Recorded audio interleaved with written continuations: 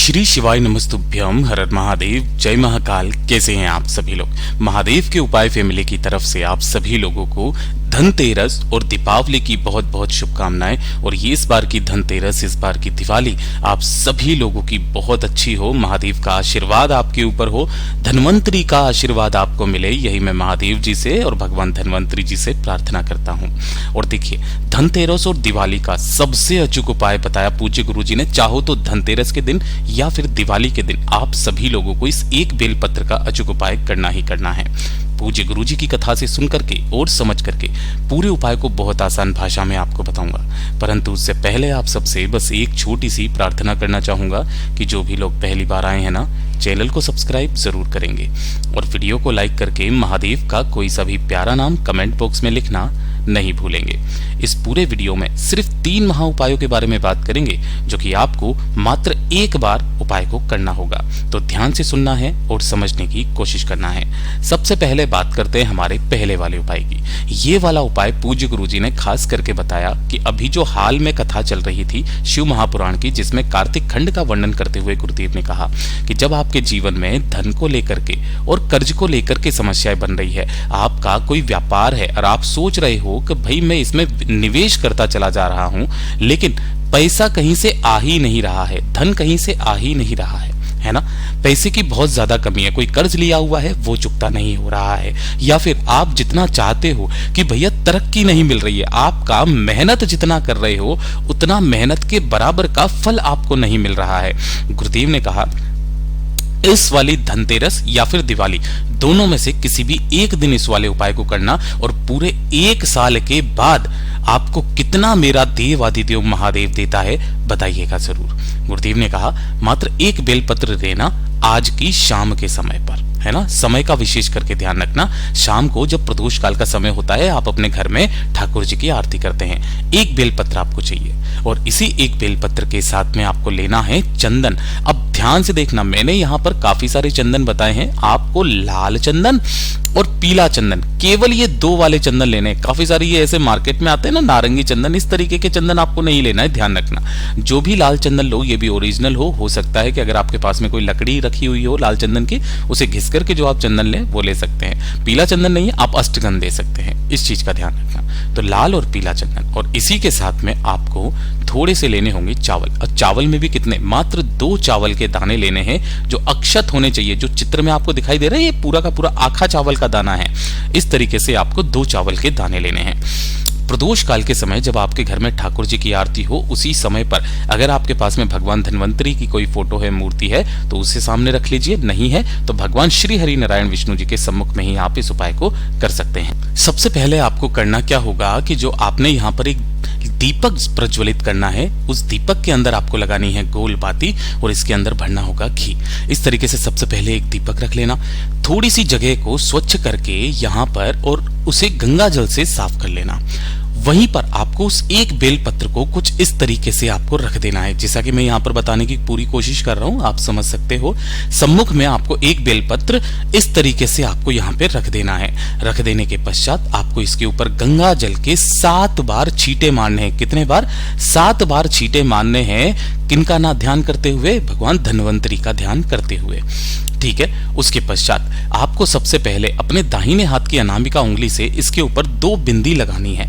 एक लगाओगे कुमकुम की और एक लगाओगे किसकी? एक लगाओगे आप पीले चंदन की, सॉरी कुमकुम की क्या, एक तो लाल चंदन की और एक लगाओगे आप पीले चंदन, इस तरीके से, ठीक है। ये 2 बिंदियां आपको यहाँ पर इस वाले बेल पत्र के ऊपर लगा देनी है, एक लाल चंदन की, एक पीले चंदन की। लगा देने के पश्चात जो आपने 2 चावल के दाने लिए हैं, उनमें से एक चावल के दाने को आपको पीले चंदन से अच्छे तरीके से इस तरीके से रंग लेना है, और एक और चावल का दाना जो लिया है उसे आपको लाल चंदन में डुबो लेना है, इस तरीके से। इन दोनों ही चावल के दानों को अपने दाहिने हाथ की हथेली पर रखकर अपनी कामना कह करके इस वाले बेल पत्र की पत्ते पर आपको रख देना है। जैसे कि एक चावल का दाना ऐसे रख दोगे और एक चावल का दाना यहाँ पर इस तरीके से रख दोगे। इसी के बाद में आपको वहीं पर बैठ करके भगवान जी से प्रार्थना करनी है, विनती करनी है कि ये वाला उपाय मैं अपने घर की धन संपदा वैभव की वृद्धि के लिए कर रहा हूं, और इतनी सी कामना करके इस बेल पत्र को पूरी रात्रि भर यहाँ पे रखे रहने देना। जैसे कि शाम को करोगे ना, अगले दिन यानी कि धनतेरस का जो अगला दिन आएगा, अगले दिन इस वाली बेलपत्र को उठाना और किसी भी एक लाल कपड़े के अंदर, है ना, इसे बांध लेना और उठा करके अपने घर की तिजोरी, गल्ला जो भी हो ना, जहां पर भी आप धन रखते हो वहां पर जाकर के आप रख देना। 1 साल के अंदर अंदर पूज्य गुरुजी ने कहा कितना मेरा देव आदिदेव महादेव देता है, बताइएगा जरूर। पूज्य गुरुजी का बहुत अद्भुत और अचूक उपाय है, जरूर कीजिएगा। बात करते हैं दूसरे वाले उपाय की, और ये दूसरा वाला उपाय खास क्यों है? गुरुदेव ने कहा कि ये जो धनतेरस का दिन होता है ना, यह है कार्तिक मास की प्रदोष का दिन। कौन सा है? कार्तिक मास की प्रदोष का दिन, जिस दिन आपकी बड़ी से बड़ी कामनाएं पूरी होती है। जब आपकी कोई कामना, कोई इच्छा पूरी नहीं हो रही होती है, आपने काफी सारे उपाय किए, व्रत किए, सब कुछ करके देख लिया, थक गए, हार गए। गुरुदेव ने क्या कहा? कुछ नहीं करना है। इस कार्तिक मास की प्रदोष अर्थात धनतेरस के दिन आप लोगों को मात्र 1 लोटा शुद्ध जल, और समय गुरुदेव ने कहा चाहे सुबह कर लो, शाम को कर लो, दिन में कर लो, रात्रि को, आप रात्रि के 12 बजे तक किसी भी समय पर आप इस उपाय को कर सकते हैं। 1 लोटा शुद्ध जल अपने घर का लेना तांबे के कलश में, जिसके अंदर आपको डाल लेना होगा थोड़ा सा गंगा जल, ठीक है। और इसी के साथ में इसके अंदर आपको मिलाना है थोड़ा सा लाल चंदन, ठीक है। और ये जो कलश आपने लिया है, इस कलश को लेकर के आपके घर के आसपास अगर कोई भोलेनाथ का मंदिर है, शिवालय है, शिवलिंग है, वहां पर चले जाना। नहीं है, पूज्य गुरुजी ने तो यहां तक कहा घर से बाहर नहीं जा सकते। आपके घर में जो गमला हो, तुलसी जी को छोड़ करके उसी गमले में उसी मिट्टी को थोड़ा सा लिंगनुमा आकृति देकर पार्थिव शिवलिंग का निर्माण कर देना और उसी का पूजन करके, दीपक लगा करके, चंदन लगाकर, अक्षत चढ़ाकर, जो लोटा जल आपने लिया है उत्तर दिशा की तरफ में मुख करके, सबसे पहले अपना नाम, फिर अपना गोत्र, जिस तिथि को कर रहे हो उस तिथि को बोल करके, है ना, किनके नाम से? कुंदकेश्वर महादेव के नाम से, कुंदकेश्वर महादेव के नाम से 21 बार धीरे धीरे करके आपको शिवलिंग पर जल छोड़ना है। जैसे कुंदकेश्वर महादेव का नाम लिया, फिर छोड़ दिया, फिर स्मरण करना है, फिर छोड़ देना है, फिर स्मरण करना है, फिर छोड़ देना है। ऐसे ही उनका स्मरण करते हुए 21 बार इसका जल छोड़ देना है। जल छोड़ देने के पश्चात लास्ट में जो भी जल जलाधारी से बह करके नीचे की तरफ आए, उस जल को आपको अपने दाहिने हाथ की हथेली पर रोकना है। रोक करके अपने दोनों नैनों से लगाकर अपनी कामना कहते हुए उस जल का आचमन कर लेना है। गुरुदेव ने कहा जिस कामना को कह करके भोलेनाथ की शिवलिंग पर आप आओगे, आपकी वो कामना जरूर पूरी होगी। पूज्य गुरुजी का बहुत अद्भुत और अचूक उपाय है, जरूर कीजिएगा। और ये तीसरे नंबर का उपाय सबसे ज्यादा सिंपल, सबसे ज्यादा विशेष उपाय है। पूज्य गुरुजी का ये सबसे वो खास उपाय है जो कि आपके जीवन से हमेशा के लिए दरिद्रता का नाश करता है। यानी कि आपके जीवन में फिर कभी कोई दरिद्रता नहीं आती। एक छोटा सा काम करना आपको, इसके लिए जो चाहिए होगा, अब पहले की बार मैंने इसको इंडिकेट किया था चंदन के लिए, है ना। यहां पर आपको क्या करना है, यहां पर मैं बताऊंगा, ये है कुमकुम, ठीक है। अब की बार कुमकुम लेना है और थोड़ी सी लेनी होगी आपको इस तरीके से हल्दी, है ना। 1 चुटकी कुमकुम, 1 चुटकी हल्दी। करना क्या है, थोड़े से चावल लेना, ठीक। इन थोड़े से चावलों में से थोड़े से चावल तो आपको क्या करना है, हल्दी के अंदर भिगो करके पीले बना लेना है, और थोड़े से चावलों को आपको कुमकुम के अंदर जो है वो लाल बना लेना है, ठीक है।